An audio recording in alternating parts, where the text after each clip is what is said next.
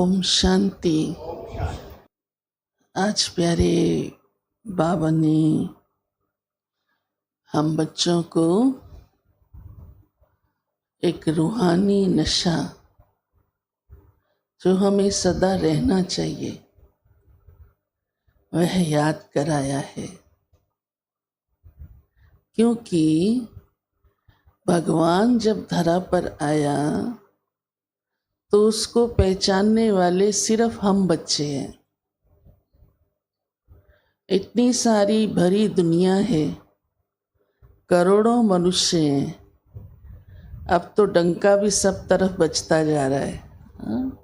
पहचान मिलती जा रही है, फिर भी उस हिसाब से ब्राह्मण परिवार कितना प्यारा लेकिन छोटा है, भले लाखों में है। तो हमें कौन सा नशा रहना चाहिए? तो इसलिए बाबा कहते हैं क्योंकि अब बाप हमारे सम्मुख है, तो ये बहुत बड़ी बात है। जिसको सारी दुनिया ढूंढ रही हो और वो आपके सामने हो तो बहुत बड़ी बात है ना। तो बाबा ने इसलिए कहा है कि तुम बच्चों को सदा ये नशा रहे कि हम ही संगम युगी ब्राह्मण हैं। संगम युग पर भगवान धरती पर आया और हम ब्राह्मण बने। ब्रह्मा मुख द्वारा उसने हमको अपना बच्चा बनाया। तो ये नशा सदा रहे, क्योंकि इस नशा होने से बहुत सारे लाभ हैं, बहुत सारे लाभ हैं। इसलिए बाबा ने कहा है कि साक्षात्कार भी किन बच्चों को होंगे। बहुतों को तो इच्छा भी रहती है हमें साक्षात्कार हो, फिर साथ ही बाबा कहते हैं अंत में होंगे भी सही। अंत में यही तो खेल चलेगा, इतनी पढ़ाई का सेवा का खेल तो होगा नहीं।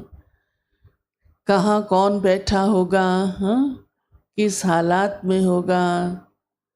लेकिन बाबा ने साथ में शर्त भी रखी है कि साक्षात्कार किन बच्चों को होंगे।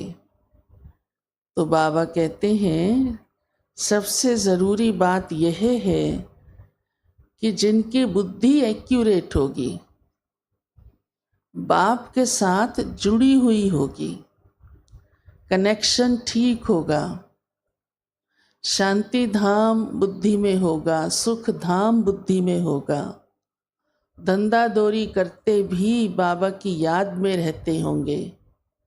इतना जिनका सूक्ष्म अंदर का पुरुषार्थ होगा, उन्हें ही एक्यूरेट टच होगा ना।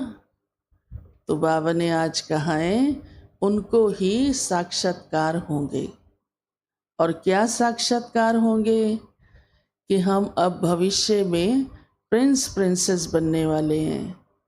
अब नई दुनिया आई कि आई।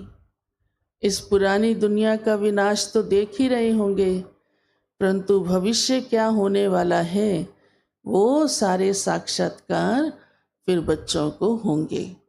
तो जब साक्षात्कार होंगे तो उसी मस्ती में खो जाएंगे ना, फिर तो दुनिया का पता ही नहीं होगा।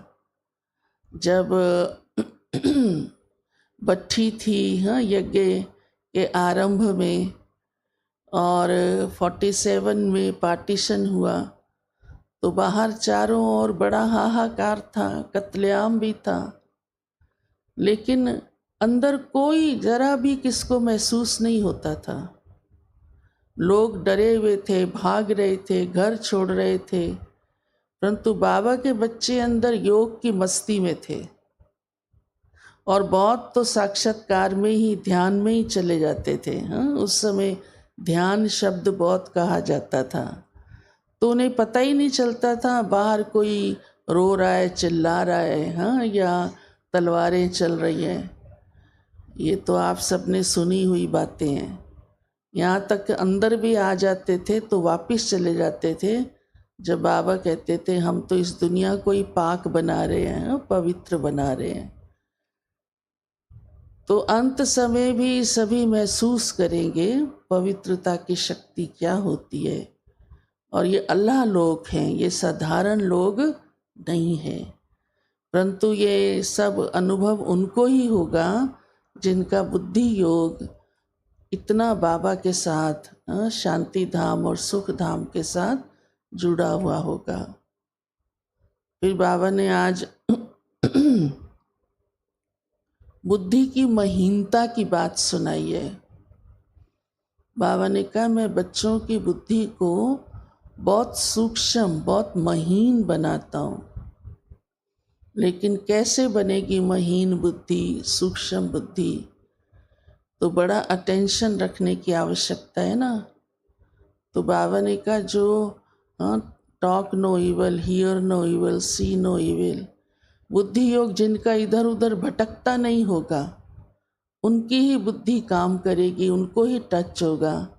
अभी भी कई बार आप देखेंगे कि अंदर सूक्ष्म बाबा ही बुद्धि में होता है, तो कोई भी कार्य आगे है और समझ नहीं आ रहा तो टच होता है ये ऐसा करना चाहिए, और बाद में महसूस होता है कि ये मैं नहीं सोच सकती थी, ये बाबा की ही कमाल है, बाबा ने ही बुद्धि में ये बात दी है, और तभी उसका परिणाम भी बहुत अच्छा निकलता है।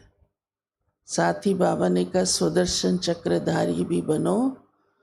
तो आज प्यारे बाबा ने हम बच्चों को वास्तव में ईश्वरीय नशा चढ़ाया है और संगम योगी ब्राह्मण की स्मृति में सदा रहना है।